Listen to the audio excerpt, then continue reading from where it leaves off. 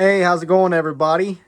It's your good friend Airsoftman819 here again with another PC gaming video. Missed you guys so much. I wanted to make a video of my head and just me talking about where I've been and everything, but I honestly felt like that'd be too boring. I might do that video if you guys want me to, explaining why I'm not in the basement and explaining everything. But I figured I would just jump right back into content because that's what people want to see from me anyways. So, new gaming PC. Well, kind of new. There's a whole big story behind this PC right here and the motherboard and processor that is sitting right there. So, essentially, about, I'd say it's been 3 or 4 months ago, I started a journey on building a new gaming PC. What I wasn't quite aware of was the shortage of parts available for PCs. So, I ran into some issues getting parts pretty early on building this PC in 2020. And for you guys who have been living under a rock, there's a global shortage of new graphics cards right now. And, I didn't really realize that until I had already bought some of the parts for this computer. Now, originally, I'd had this computer done in a different case. And I kind of cheaped out on the case. It was a really cheap $30 Rosewell case. And I accidentally dented it by barely touching it. And that's when I decided to get rid of it. The way I see it is, if a gaming PC case can't take a little bit of abuse, it's not worth having. So, out of my infinite wisdom, and I don't really understand why I did this, but I started looking at used cases. I wanted to find kind of an older case that was more durable than most of the stuff you can get now. And with this, that's kind of what I did. This is an Antec case, and kind of an antique Antec case. This is actually an Antec Model 300 case. So this is a case that was made in the 2010s, the early 2010s. I think they started making it in 09, 08, 09. I can't remember. But, yeah. Antec Model 300. It's a very simple case, which is one thing I liked about it. I don't do like the full glass side panel RGB water cooling stuff. I don't do that. I'm an old school PC builder. I started messing with PCs in the early 2000s, and I kind of never left, at least in the aesthetic wise. This is all new on the inside, but this case here is just an older case. So, I originally had bought this case, and it had stuff in it. I was scrolling through used cases. I wanted an Antec case specifically, because Antec cases are made of really thick steel.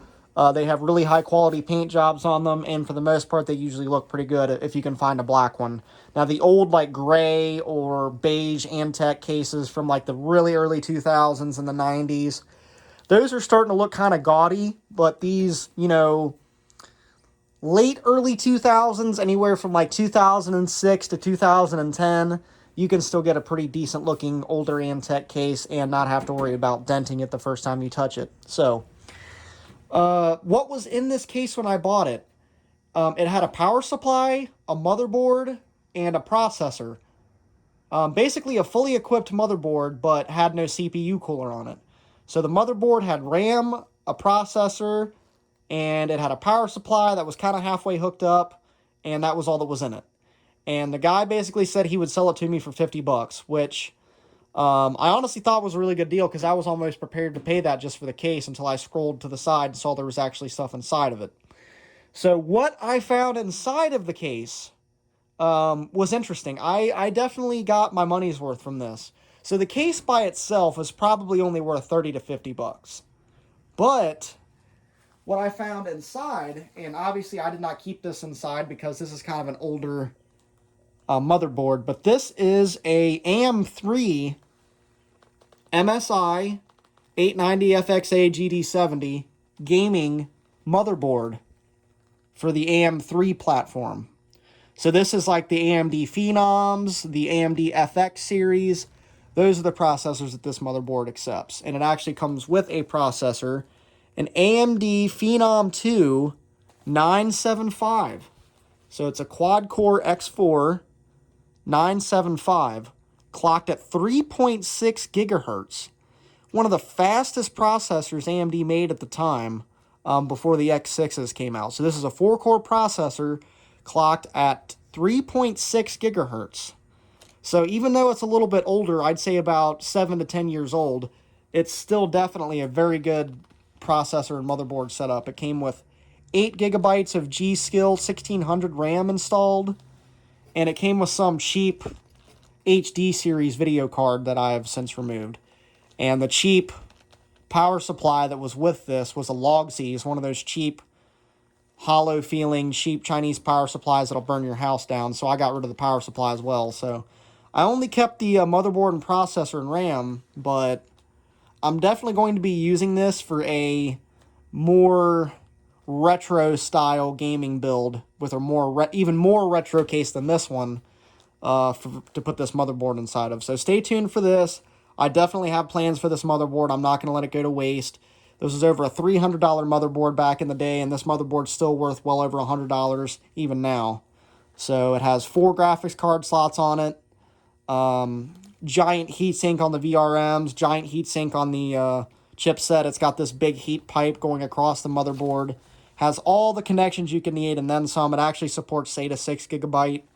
Obviously doesn't have an M2 slot on it or anything like that, but it's definitely a really nice motherboard. So figured I would show you guys this, and it has everything with it. Obviously it's got the IO shield.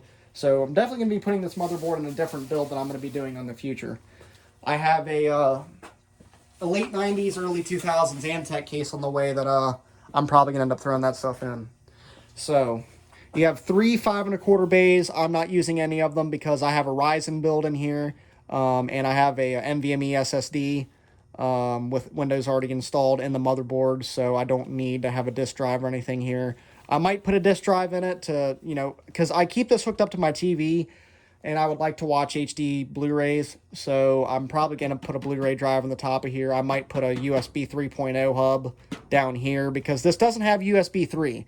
There is no USB 3 in the front of this case because it's a little bit older. So if you want USB 3, you're going to have to get an expansion bay to hook up to your motherboard that has USB 3 on the front, which you can do. You just have to take out one of these 5 1/4 bays. So you have your power button, your reset button, which is a concealed reset button. You can't accidentally press it. You have to actually stick your finger down in there to get to it. It's right here. Power button's right here. You have your audio for the front audio, and you have 2 USB 2s. So on the side, you have a single mount for a 120mm fan. This is kind of an older style of doing it. Most newer cases won't have a fan mount on the side panel because it's kind of hard to get the wire hooked up and get the side panel on at the same time. You guys who are my age, 25 and older, you'll understand this, but, most young people really wouldn't understand having a fan on the side panel. But it was back when graphics cards were getting a little bit bigger and you needed just a little bit more airflow for your graphics card, so that's when they started adding this. And then later on, they started adding more appropriate options for cooling your graphics card that don't involve trying to finagle a wire up into your computer while holding a side panel. So, but I do have a fan on here because I have a 1060 in here, so I need to have a fan on the side. I have it set up as an intake fan, and there's a filter bolted to the inside of it so it doesn't blow a bunch of dust on the inside of my case. So one of the only original parts of this case that came with it is the top exhaust fan, and it has a Antec 140mm 3-speed exhaust fan. So on the back, obviously the I/O that's on it is going to be what I have put on it, but I will do a little fancy camera work here, kind of angle my camera down a little bit. But I have a internal Wi-Fi card installed, so I got 2 Wi-Fi antennas here. Obviously, graphics card is here, GTX 1060. You have another mount for a rear 120mm fan. And as far as the fans I'm using, I'll describe my fans once I pull the side off. But power supply, it's actually bottom-mounted power supply, which even though this is an old case, that was kind of a rare thing back then. Antec was actually one of the companies that pioneered putting the power supply on the bottom. So it's nice to have that modern feature. Even though this case doesn't have a bunch of modern features, it's nice to have this modern feature. So obviously all the I/O from my Asus motherboard. The motherboard I have in this is a Ryzen motherboard, an AM4 motherboard. I've got a Ryzen 5 processor in it. So you have DVI, VGA, a BIOS flashback, HDMI, 2 USB 3s, PS2, USB 3.2, USB 3, Ethernet, and you have your audio. So pretty basic I/O. It's a pretty basic motherboard, not a super fancy motherboard. It's actually not even big enough to fill up this case. It's a micro ATX motherboard, and the case is a full ATX. So I do plan on getting a bigger motherboard to put in this to actually take use of that extra space. So we'll go ahead and take the side panel off. That way you guys can get a look at what I have going on inside. Both side panels do come off, but the other panel doesn't even have any cable management or anything. So I'm probably not going to take that off. I might. I don't know. We'll see.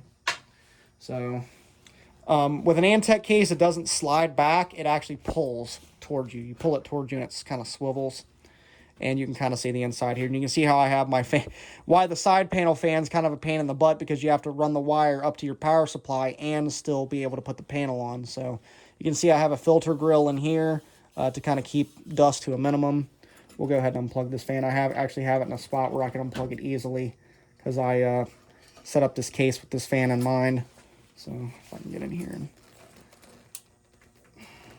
That's a problem with old Molex connectors, is they're incredibly tight. I might actually have to lay the panel down and then unplug the fans so we can take a look inside.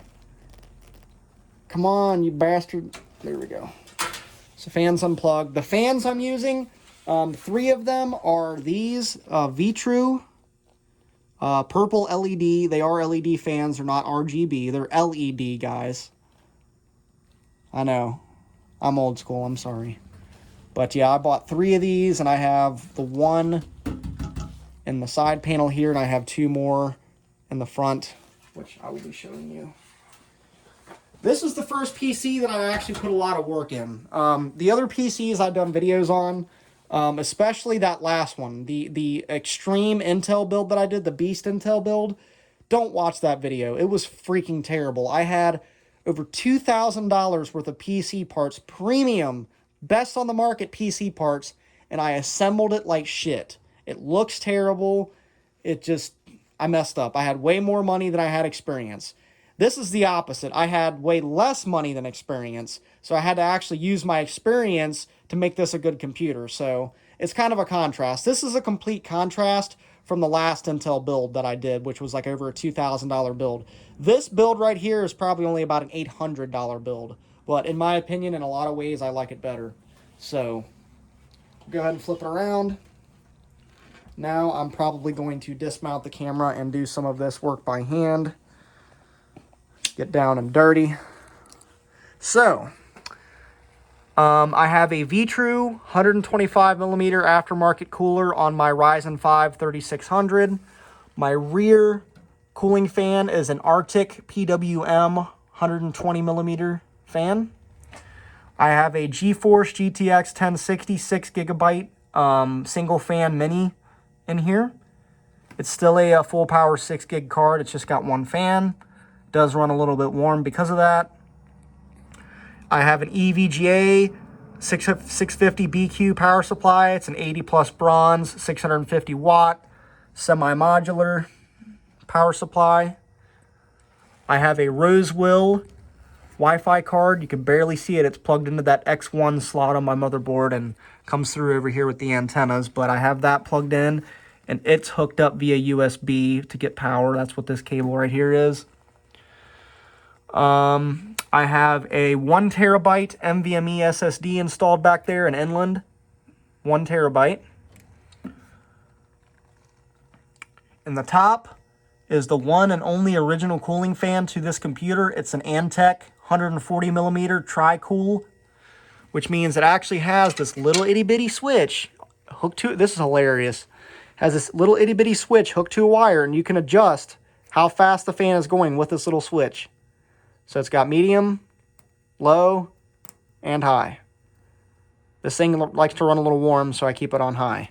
But I'm eventually going to swap out this fan because it is old as hell and it is loud.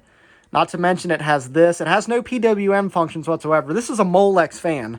That tells you how old this is. It's a Molex only fan. There's no 3-pin, there's no 4-pin. It's Molex. But because of that, when you have this thing switched on high, it's moving about as much air as a house fan is. But there's a trade-off. It moves a lot of air, but man, is it loud. So I'm definitely going to probably swap this out with like a Corsair maglev fan, or get one of these Arctic fans just in a 140 and put it in the top. That way these two match and all the front ones match. So there's really not much to this thing. You know, there's no drive bays, no expansion bays. It's literally just a motherboard that's set up and nothing else really. I have 16 gigs of Crucial Ballistics DDR4 2666 RAM in here. 2 sticks out of the 4. So I plan on getting another set of sticks for that. Let me think. Not really much else to show other than where the front fans mount, which I'm going to show you that now. And I might show you guys this in action, even though there's not much to see. So to get to the front fans, you have to obviously take off the front panel. And to do that, you have 3 little plastic clips. Fuck. I have to take the camera back down. You have 3 little plastic clips. One up here, one in the middle, and one down here. You just unclip these 3 clips, and the front panel just comes right off. After you unplug your little wireless receiver for your keyboard that you forgot to unplug earlier. So that swivels and just comes right off. There's no wires or anything, which is nice. You do have a dust filter. This little dust filter right here will come out, and you can wash that. For the 3 of you guys that's looking for an Antec 300. The cool thing is Antec actually made a sequel to this called the 302, and you can still get that new. So if you really, really like this case, look into getting the Antec 302, and it actually has some more modern features that this doesn't have. So the front fan cages are probably some of the coolest I've ever seen. People might argue with me, but their opinions don't matter. But the front fan cages on this are super cool, super convenient. They work super duper well, and honestly, everybody should do them like this. So let me rotate this where you can see it a little better. So you can see you have 2 thumb screws on each fan cage. So I don't even know, maybe newer cases do this, I'm not sure. I'm kind of out of the PC loop, guys. When it comes to PCs, I just do what I want. I don't care what's popular. So these screws stay captive. They do not fall out, so you don't have to worry about losing them. And you literally just open this.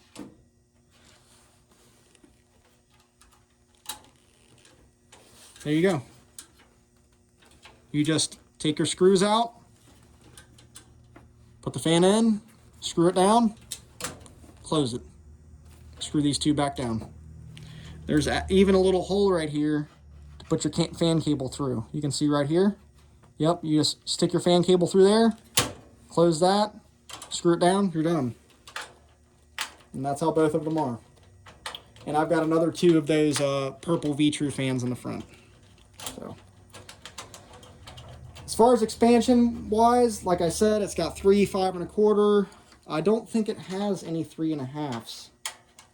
No, it does not have any 3 1/2 inch expansion bays on the outside. So if you want to put a card reader or something in it, you're probably going to have to find one that takes a 5 1/4, because there's no 3 and 3 1/2 inch mounts in here that I can see. So basically you have, let's see, 1, 2, 3, 4, 5, 6 hard drive mounts right here. You really aren't going to use that much. You know, this is an older case. This was back when hard drives were actually important. If you want to put hard drives in here, you have room for 6 of them. And like I said, you have the 5 1/4 bays up top. As far as internal expansion, there really ain't much more than that. You know, that's pretty much what you get. So, all right, well, we'll go ahead and get the front on this thing, get it plugged in, and fire it up. That way you guys can get a look at it running. I'm probably just going to keep the side panel off. I think you guys can live without seeing that side fan in action. You know, it's just purple LED. Nothing you ain't seen before. So make sure your clips are tight. That way everything's latched and this isn't moving. So we'll move our camera to where you can get a better look at it, because I don't feel like moving the computer anymore because it's really heavy. That's another thing about Antec cases, is they're extremely heavy. This case, even empty, probably weighs over 25 pounds. And there's some Antec cases that can top out at over 30 pounds. But there's a reason that they're that heavy, because they are very well built and they are made of steel, good quality steel. The only good steel there is. Go ahead and plug this in. Fire it up without a monitor in it. Alrighty, let's let her rip.